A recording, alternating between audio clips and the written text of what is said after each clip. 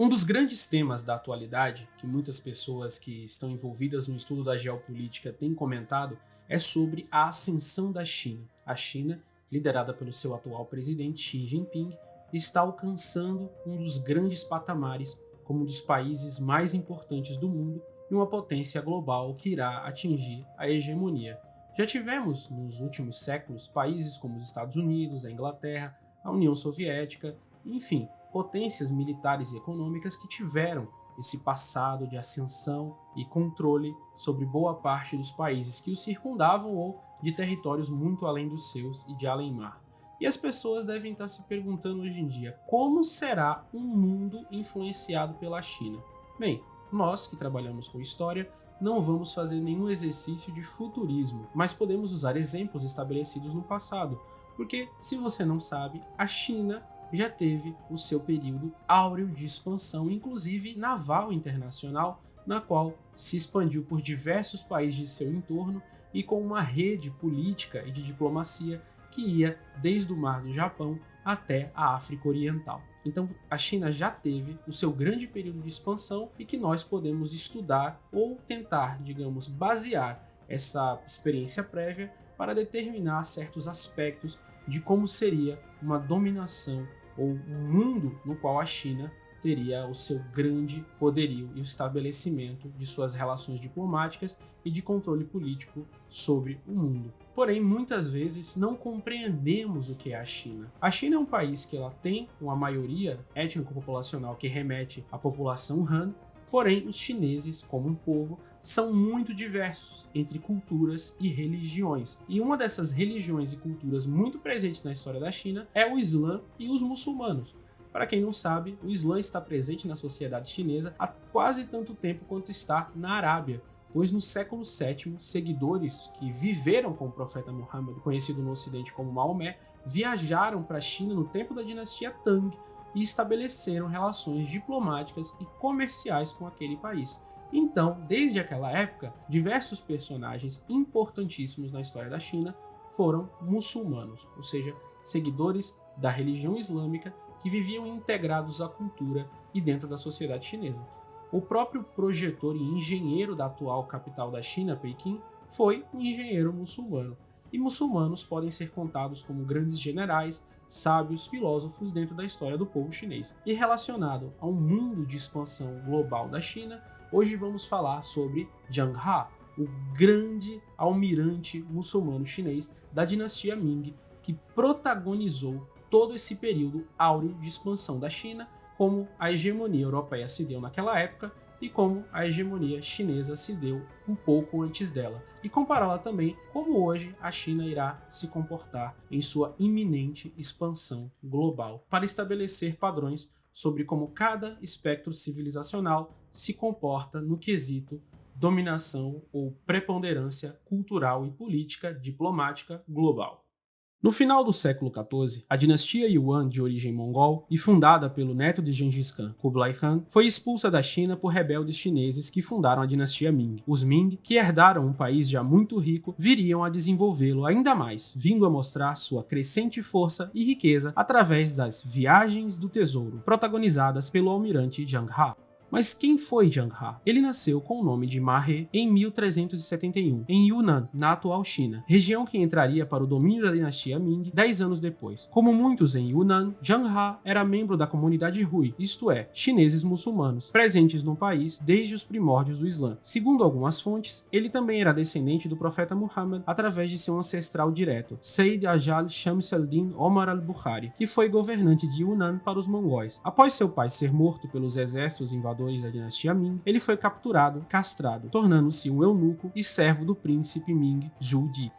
Inicialmente, ele serviu como soldado na fronteira norte da China com a Mongólia, participando das campanhas militares do príncipe Zhu Di contra os mongóis. Em 1390, Ma acompanhou o príncipe quando ele comandou sua primeira expedição, que resultou numa grande vitória contra os mongóis. Eventualmente, ele ganhou a confiança do príncipe, especialmente após este lançar uma rebelião em 1399 para capturar o trono imperial, sendo Ma He um de seus comandantes. Como comandante, Ma He protagonizou a tomada tanto de Beijing como de Nanquim, as duas cidades mais importantes do Império, das tropas imperiais, concedendo-as ao controle do príncipe Zhu Di.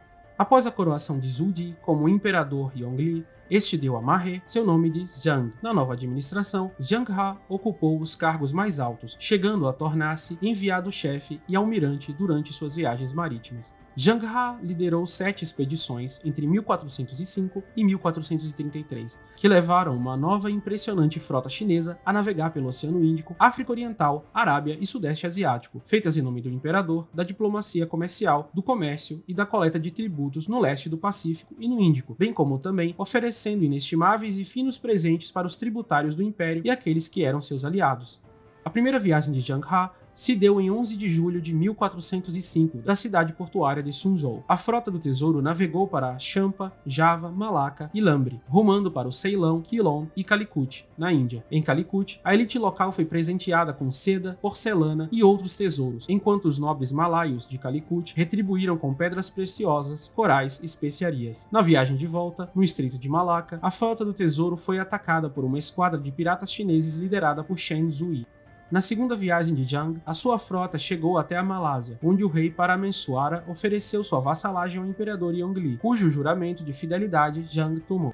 Na terceira viagem, chegando ao Ceilão, o atual Sri Lanka, a ilha se encontrava em um estado de quase guerra civil entre budistas e hindus, resultando em uma paranoia que levou o rei dos singaleses, Alakeshwara, a expulsar Zhang He e a se recusar a pagar tributos. Zhang He então novamente foi para a Índia, e na volta, retornou ao Ceilão para se vingar. Ele, junto de 2.000 homens, conseguiram driblar os planos de Alakeshwara e tomaram sua capital, o que forçou os singaleses a cercá-la. Zhang e suas tropas conseguiram resistir, e ainda capturaram Alakeshwara, que foi então levado para a China e libertado tempos depois. Durante a quarta viagem, em 1413, Zhang e sua frota foram além das águas do Índico, adentrando no Golfo Pérsico, desembarcaram no porto de Hormuz, onde foram recebidos pelas autoridades e trocaram seus tesouros por pedras preciosas, pérolas, tapetes persas ornamentados e cavalos árabes. Foi também em Hormuz que Zhang He e seus homens tiveram contato com mercadores da África subsaariana pela primeira vez, que lhes venderam animais exóticos como leões e girafas. Na quinta viagem, a frota acabou rumando também para a costa da Península Arábica, onde foi feito o registro não chinês mais contemporâneo das expedições. O texto é um relato anônimo da dinastia que governava o Iêmen na época, os Rassúlidas. Ela relata a chegada dos navios chineses em 1419, 1423 e 1432, o que corresponde aproximadamente à quinta, sexta e sétima viagem de Zhang He. A chegada de 1419 é descrita da seguinte forma: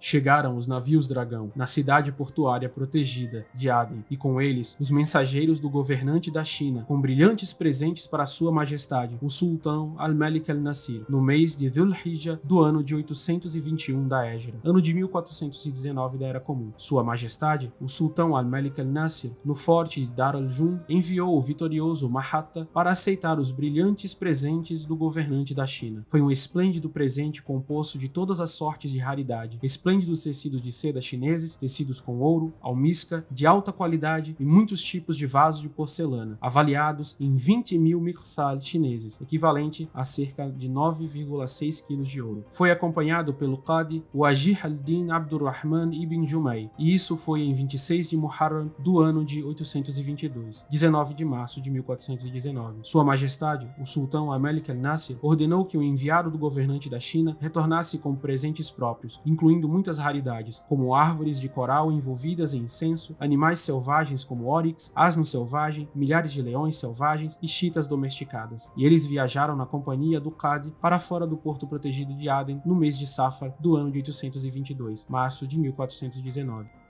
Após a sexta viagem e a visita da costa oriental da África, de Mogadishu na Somália até Moçambique, o imperador Yongli veio a morrer em decorrência de complicações de saúde durante uma campanha contra os mongóis. Seu filho, que era avesso às expedições marítimas, chegou a reinar por apenas um ano, sendo sucedido por seu filho Xuandi, que deu Zhang He, então com 60 anos, a oportunidade de fazer sua sétima e última viagem, em 1431. Em 1433, na localidade de Calicut, o almirante muçulmano Zhang He morreu, sendo enterrado no mar. A frota do almirante Zhang He ficaria conhecida como a Cidade Flutuante, principalmente em virtude de seu tamanho ao longo das 7 viagens empreendidas por ela. Houve uma média de cerca de 300 navios de diferentes tipos e portes participando. tendo na sua composição uma frota de 317 navios com quase cerca de 28 mil tripulantes. Ela carregava consigo ouro, prata, porcelanas finas, animais de montaria e diversos outros tipos de materiais valiosos. Sua tripulação contava com, além de milhares de marinheiros, tradutores, diplomatas, cozinheiros, carpinteiros, cientistas, escribas e soldados, também cavaleiros.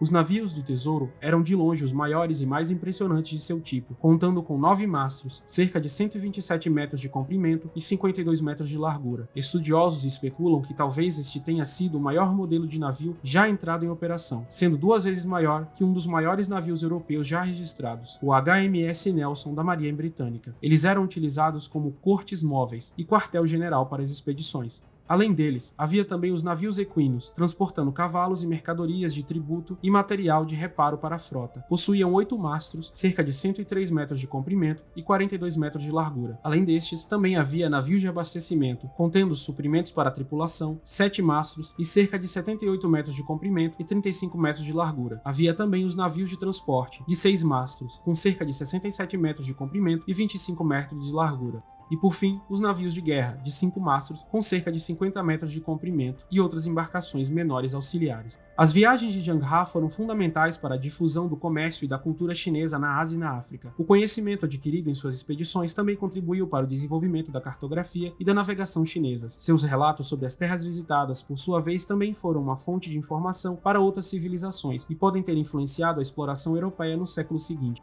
Além disso, há ainda hoje comunidades chinesas dos países do Sudeste Asiático que descendem, pelo menos em parte, ou mesmo historicamente, das colônias fundadas por Zheng He, como é o caso da comunidade chinesa de Malaca.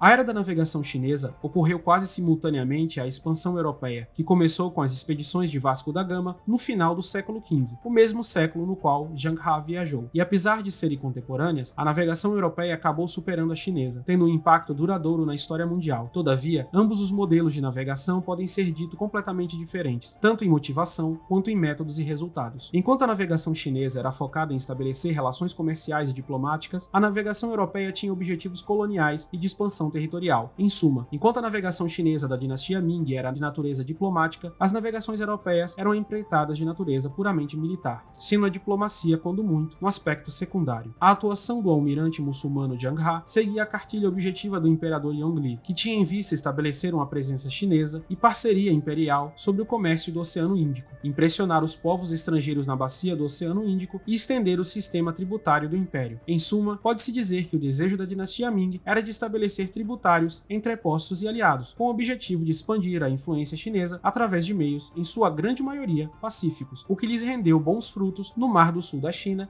até o Oceano Índico. Estes mesmos locais seriam visitados pelos pioneiros da navegação europeia, os portugueses, que por sua vez mostrariam a diferença enorme entre os modelos de navegação. Notando que ninguém no Oriente estava interessado em suas mercadorias de pouco valor, trazidas da Europa, e inflamados e incentivados por um fanatismo religioso cruzadista, os portugueses lançaram-se ao saque e à pirataria, e com isso iniciaram um período de terror no Índico. A ordem inicial do rei Dom Manuel e seus corsários foi que, inicialmente, deveriam se fingir de comerciantes vindos de boa fé e propósito pacífico, para que então atacassem de surpresa seus alvos. No Regimento Real de 1505, o rei português estabeleceu, e com essa dissimulação de paz, saltares em terra, no lugar em vossos betéis, e com a maior segurança e bom recado que possais, tomareis logo todos os mouros mercadores que ali estiverem, de quaisquer partes que sejam, e todo ouro e mercadoria que lhes achardes. O mandamos assim fazer por serem inimigos de nossa santa fé católica. O próprio Vasco da Gama, tido como herói em Portugal, é chamado de O Carniceiro, na Índia. Um de seus atos mais atrozes, que impactou a sociedade da época, foi o massacre cometido contra um navio de peregrinos de Meca que retornava à Índia, quando, após saquearem o navio, trancou mais de 200 homens, mulheres e crianças no porão e ateou fogo, como nos narra um contemporâneo de Vasco da Gama, Tomé Lopes. Os passageiros estavam indefesos e logo pediram misericórdia, oferecendo todas as riquezas que tinham a bordo e ainda mais para sobreviverem. O almirante via o que se passava por uma escotilha, e algumas mulheres tomavam no braço seus filhinhos e os levantavam ao ar, pedindo-o, assim, que tivesse piedade daqueles inocentes. Os homens faziam igualmente sinal com a cabeça que se queriam resgatar a todo custo, e é certo que, com a riqueza que havia naquela nau, se podiam tirar do cativeiro quantos cristãos estão presos no reino de Fez, e ainda sobraria muito para o rei. Os que se seguiram aos portugueses, cujo império entrou em decadência a partir do século XVIII, foram os holandeses e britânicos, que conseguiram, ao contrário de Portugal, estabelecer domínios terrestres na Ásia, sempre através da agressão militar, como a conquista de Java pelos holandeses em 1811 e a de Mysore pelos ingleses em 1761, que removeu o último obstáculo da coroa britânica para o domínio da Índia.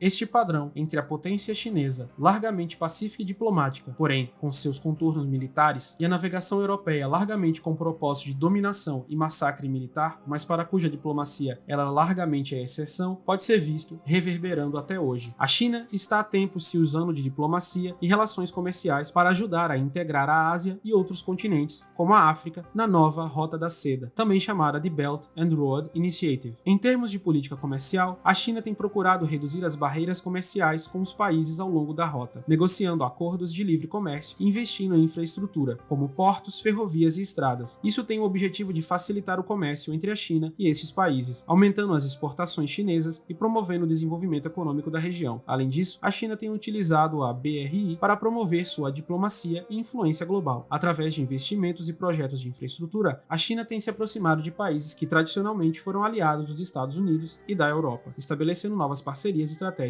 Enquanto isso, reverberando o expansionismo militar ocidental na mesma região de outrora, a presença militar europeia e americana no Sudeste Asiático e no Oceano Índico tem sido uma característica muito importante da geopolítica mundial nas últimas décadas. A região tem sido estrategicamente importante para o comércio marítimo e a projeção do poder militar das nações ocidentais. Os Estados Unidos estabeleceram bases militares em várias nações do Sudeste Asiático, como Filipinas, Tailândia e Singapura, para manter uma presença constante na região e proteger seus interesses comerciais. Além disso, os Estados Unidos realizaram operações militares na região, como a Guerra do Vietnã, que teve um grande impacto político e social. A presença militar europeia na região é historicamente relacionada à colonização de várias nações do Sudeste Asiático. Ainda hoje, a França mantém bases militares em alguns territórios ultramarinos, como na Ilha de Reunião, que fica no Oceano Índico.